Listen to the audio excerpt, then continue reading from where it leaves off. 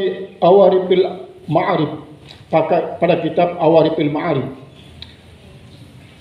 Fa amma man tawaqqa bi khayalin atau katanya ta'awwaqa.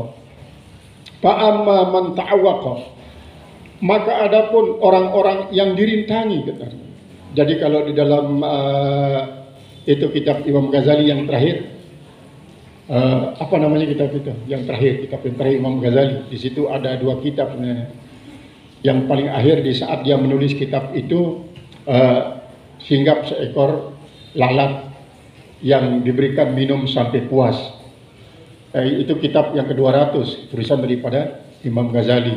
Di pinggirnya, pinggir kitab itu ada Bidayatul Hidayah.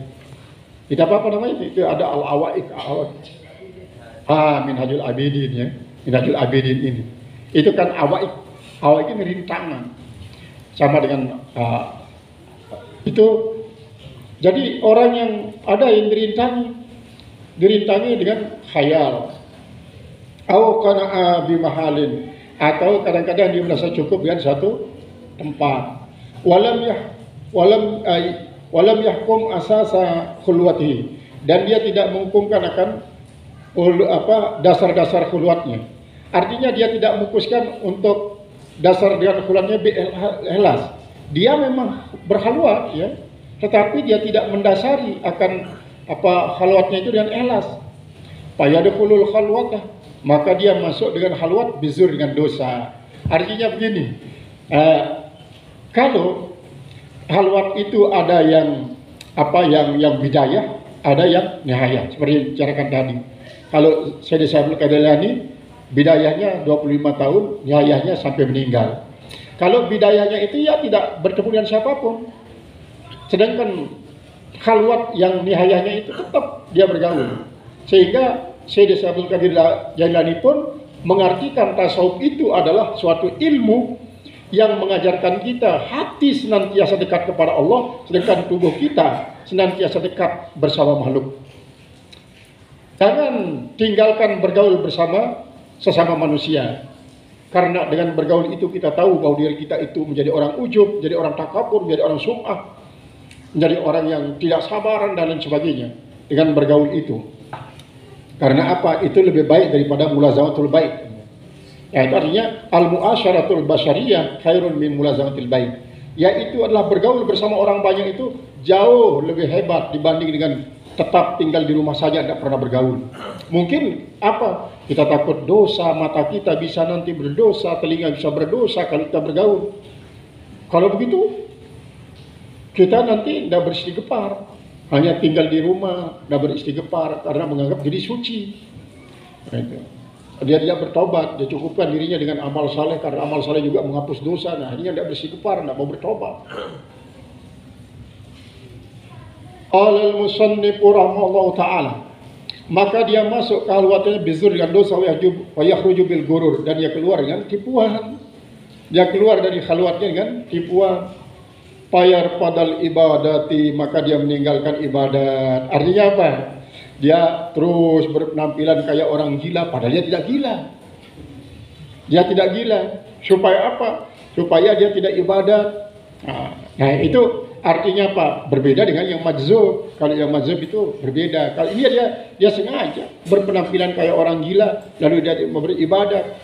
Kemudian wayastahqiruha, dan ia bahkan meremehkan ibadat. Wa yusallibuhu Allah ta'ala ladzatal muamalati, dan mencabut oleh Allah daripadanya enaknya muamalah.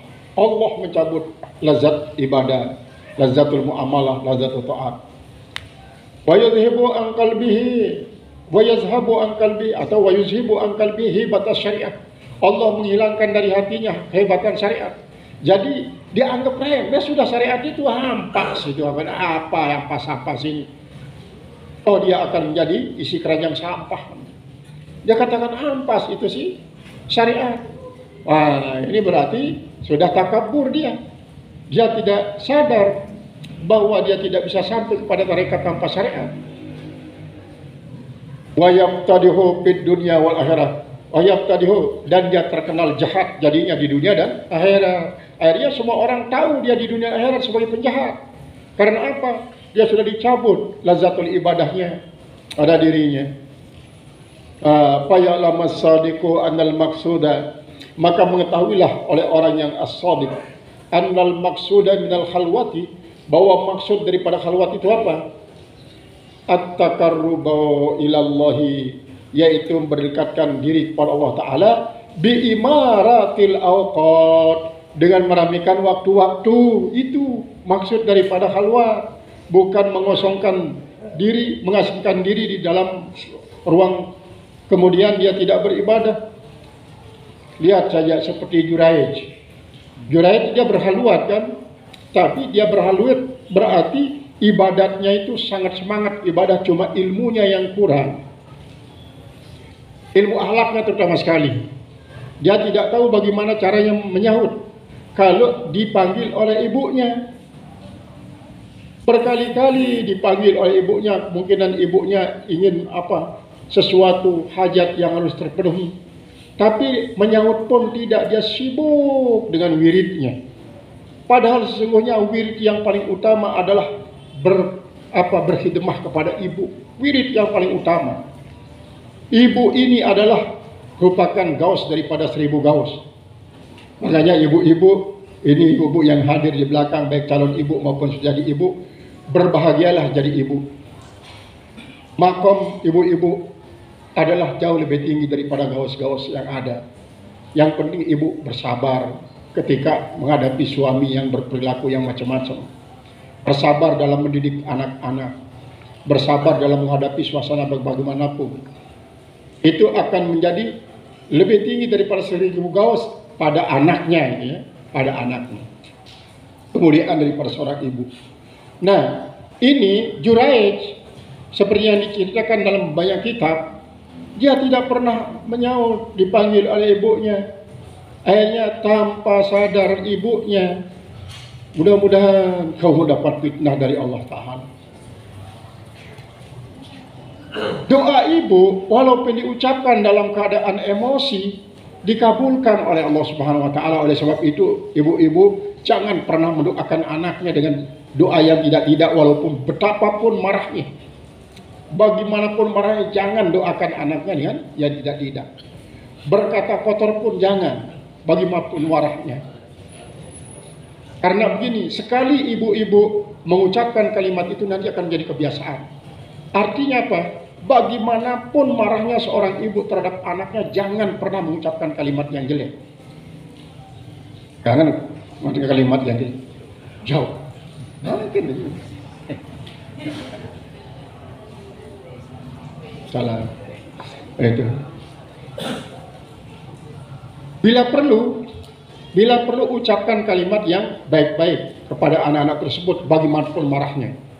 Sehingga dengan demikian, apa yang dikatakan oleh ibu-ibu adalah merupakan doa bagi anaknya. Coba bayangkan, akhirnya tidak lama kemudian ada seorang perempuan janda dizinahi oleh seorang pengembala kambing sampai hamil, sampai melahirkan. Akhirnya si pengembala kambing yang menzinahi perempuan ini mengatakan apa? Nanti kalau kau ditanya, katakan saja yang menggauli saya adalah si Juraij. Karena begitu emosinya masyarakat, maka tempat beribadahnya Juraij habis diamuk massa, sampai Juraij pun babak belur dipukul oleh massa. Akhirnya karena dia mengaku tidak pernah dekat dengan perempuan ini, kenal pun tidak, tapi masyarakat sudah terlanjur emosi, tidak ada yang mempercayainya. Barulah dia tunjukkan kekeramatannya. Coba kalau begitu disuruh anak, bawa anak di sini. Akhirnya begitu ditanya, nah, bapakmu siapa? Ini pengembala kambing yang ini, yang memfitnah Tuhan itu bapak saya. Itu. Akhirnya dia saja diamuk oleh massa, si memfitnah si Juraij ini. Ini walaupun pada akhirnya adalah ketenaran nama Juraij, namun itu sebagai suatu pelajaran bahwa doa seorang ibu walaupun dalam keadaan emosi dia mengucapkannya, tetap saja dia makbul. Seolah-olah dikatakan bahwa apa? Doaul ummi laisa bainahu wa bainal ijabah illa ayyaskuta. Doa seorang ibu tidak ada jarak antaranya dan di antara ijabah kecuali kalau dia apa? Kecuali kalau dia diam saja. Jadi tidak heran yang besar-besar, imam-imam besar, coba bayangkan Imam Syafi'i, anak yatim yang sangat miskin. Imam Ghazali sampai dimasukkan ke dalam panti asuhan. Masukkan dalam panti asuhan. Tapi dia tetap menjadi orang besar. Karena memang calon warasatul anbiya itu diuji seperti halnya calon para nabi. Diuji dia sekali, uji calon para nabi. Sehingga dengan demikian kita patut untuk senantiasa mendoakan anak-anak kita, putra-putri kita, murid-murid kita, siswa dan santri kita dengan kalimat-kalimat yang bagus.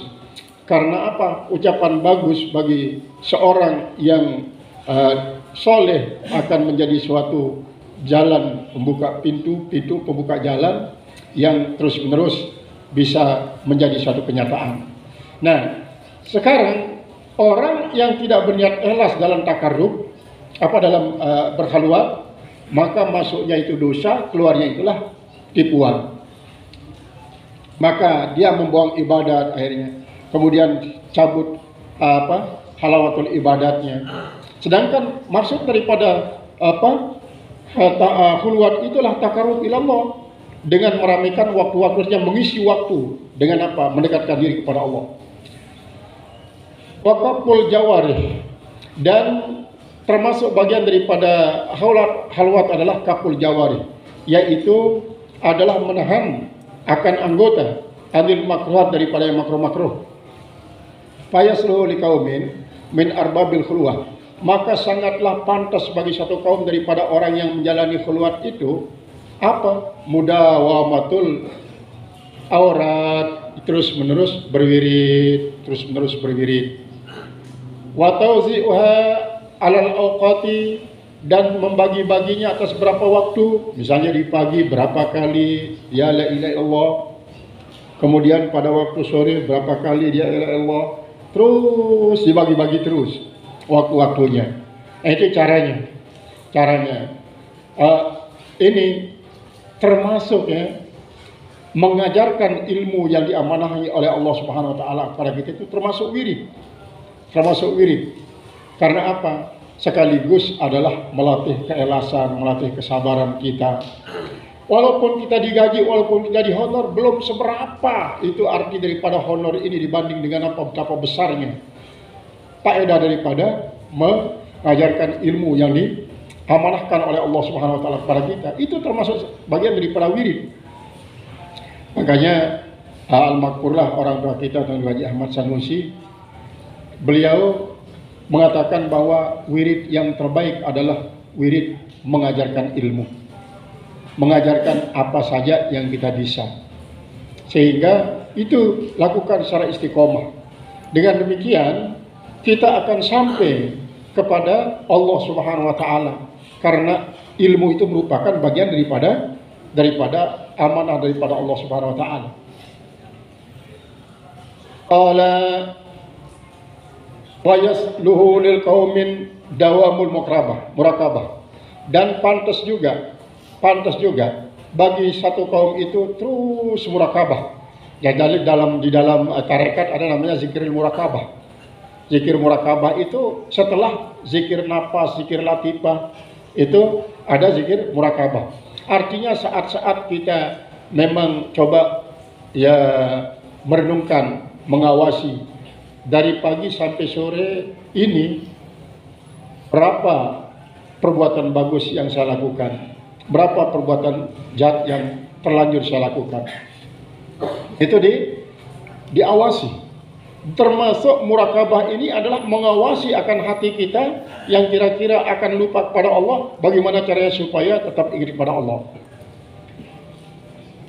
Kemudian wa yaslu hadan lil qaumi liqaumin mulazamatu dzikrin wahidin, dan pantas juga, bagus juga bagi satu kaum itu mulazamah zikir, satu zikir. Wa yasliqalu min al-intiqalu, batas juga bagi satu kaum itu berpindah minat zikri ilal aurat, daripada zikir kepada aurat, seperti yang terangkan tadi. Kalau zikir itu kadang-kadang sudah melakukan aglabiah, kalau yang la ilaha illallah pasti sudah itu zikir. Kemudian wirid yang berupa doa-doa, kalimat thayyibah. Misalnya begini, berpindah daripada zikir kepada wirid. Karena apa? Dalam wirid-wirid itu juga ada lafaz Allah, istighfar, astagfirullah, astagfirullah, la haula billah, kemudian selawat juga, Allahumma shalli alaihi wasallam, ada lafaz Allah. Wali qaumin, dan bagi satu kaum pantas juga al-intiqalu minal aurat ila zikri, dia berpindah daripada satu wirid, daripada berapa wirid kepada zikir. Intaha ma yata'allaqu bi ghardina, sudah selesai apa yang berhubungan dengan tujuan kita, min kalami Sahrawardi, daripada ucapan Imam As-Sahrawardi radhiyallahu anhu, mudah-mudahan Allah ridha daripadanya. Wa huwa munasibun lima dzakarahul muallifu, dan dia sesuai bagi apa yang disebut oleh Tuan Musannif rahimahullahu taala, mudah-mudahan memberikan rahmat kepada Allah Subhanahu wa taala. Wa laisa min hadzal makna, tidak termasuk dalam makna ini ma yurwa an Abi Sulaiman Ad-Darani, apa yang diriwayatkan daripada Abi Sulaiman Ad-Darani, Ahmad ibnu Asim, dan diriwayatkan oleh Ahmad bin Asim Al-Antaqi radhiyallahu anhuma, mudah-mudahan Allah ridha daripada keduanya. Annahuma, bahwa keduanya berkata, idza saratil muamalatu ilal qulubi, apabila jadi muamalah itu sampai ke dalam hati. Apa tadi? Amilah, astagfirullahaladzim. Amilah. Iza saratil amilatu, apabila jadi orang yang beramal itu, ilal qulubi, sampai kepada amal hati. Itu maksudnya. Jadi tadinya mungkin dia biasa zikir lisan saja, kemudian dilanjutkan mungkin hanya dengan zikir arkan, kemudian sampailah ke dalam hati.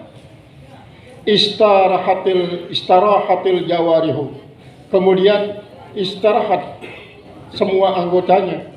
Wa in kana zahiruhu muhiman lahu, kadang dan sekalipun ada zahirnya itulah merupakan suatu persangkaan baginya, Muhammad lahu, dia persangka baginya. Fa inna Aba Nasrin As-Siraji, maka sungguhnya Abu Nasr As-Siraji radhiyallahu anhu, mudah-mudahan Allah ridha daripadanya, asarahu ba'da an hakahu, menjelaskan akan kalimat ini setelah dia menceritakannya. An Abi Sulaiman Ad-Darani, daripada Sulaiman salam, apa katanya? Faqala wa hadzal ladzi qalahu Abu Sulaiman, ini dia yang diucapkan oleh Abu Sulaiman, yahtamilu makna ini, katanya dia mengandung dua makna. Ahadahuma, salah satu daripada keduanya, annahu arada bidzalika, bahwasanya dia bermaksud daripada itu istirahatul jawarih minal mujahadat, dia mengistirahatkan akan anggotanya daripada mujahadah, Jadi artinya ini kan tangan, telinga, mulut dan sebagainya itu diistirahatkan. Minal mujahadat wal mukabadat, dan daripada mukabadat, minal a'mal, daripada amal, daripada perbuatan-perbuatan.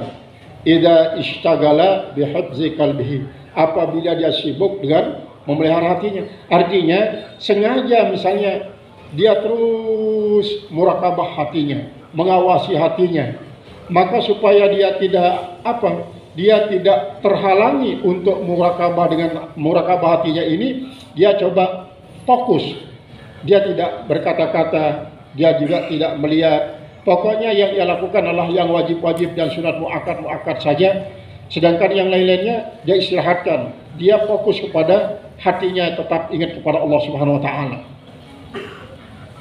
Wa muraati sirhi, dan memeliharakan sirnya minal khawatir, daripada khawatiran, wa minal gawailil mazmumah, dan minal awaikil mazmumah, dan daripada rintangan-rintangan yang tercela, allati tusjilu an dzikrillah, yang semuanya itu bisa membuat dia bimbang daripada menyebut-nyebut nama Allah kalau mau dengan hatinya.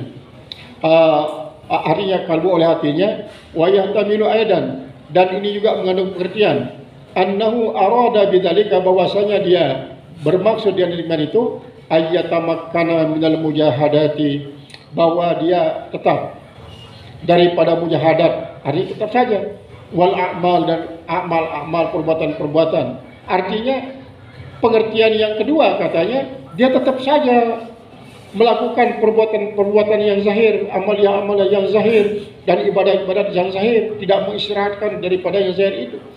Dia tetap saja, tetapi hatinya tetap diawasi. Watasiru watanuhu, dan jadilah menjadi wilayahnya, wayastazizu biha, dan ia menjadi enak dengannya, bikalbi, dengan hatinya. Artinya hatinya di situ betul-betul tetap bertaut kepada Allah Subhanahu wa taala, sehingga apapun yang ia lakukan tidak pernah lupa kepada Allah. Misalnya di saat dia makan, di saat dia justru dia menikmati makanan sejelek apapun rasanya, dia nikmati kalau dia timpali dengan zikrullah. Wa yajidu halawata, dan ia mendapatkan akan manisnya. Wa yaskutu anhu ta'abu, dan gugurlah daripadanya kelelahan. Wujudul alami, dan adanya rasa sakit, allati kana yajiduha, yang ia dapatkan qabla zalika, sebelum itu. Intaha kalamu Abi Nasr, dan telah berhentilah ucapan daripada Abi Nasr, sudah selesai maksudnya ucapan daripada Abi Nasr. Wa maknahu, dan artinya sahihun, adalah benar. Wallahu a'lamu wa bihi taufiq, dan Allah lah yang maha tahu, dan Allah pula lah yang berikan petunjuk, dan Allah segala macam petunjuk. Nah, ini tentang wirid yang cukup panjang dibicarakan. Nah, pada hikmah ini nanti tentang wirid juga sesungguhnya, yaitu wurudul imdadi bihasabil istidad.